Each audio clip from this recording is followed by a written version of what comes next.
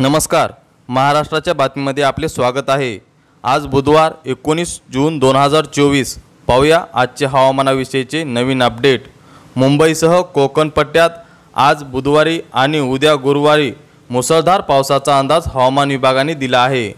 कोकण पट्ट्यातील सिंधुदुर्ग, रत्नागिरी, रायगड या जिल्ह्यांना हवामान विभागातर्फे पावसाचा येलो अलर्ट जारी करण्यात आला आहे। पालघर जिल्ह्यात देखील मुसळधार पावसाचा अंदाज हवामान विभागाने वर्तवला। त्यामुळे उकाड्याने हैराण झालेल्या नागरिकांना काहीसा दिलासा मिळणार आहे।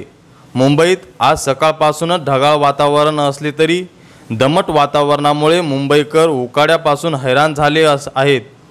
त्यामुळे मुंबईकरांना पावसाची प्रतीक्षा आहे।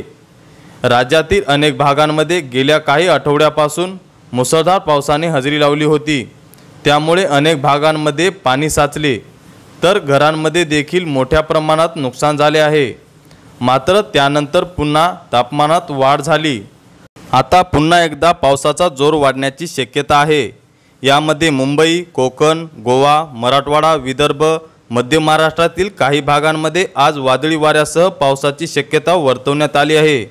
यामध्ये हिंगोली, नांदेड, अकोला, अमरावती, भंडारा, बुलढाणा, चंद्रपूर, गडचिरोली, गोंदिया, नागपूर, वर्धा, वाशिम, यवतमाळ या जिल्ह्यांनाही आज येलो अलर्ट जारी करण्यात आला आहे।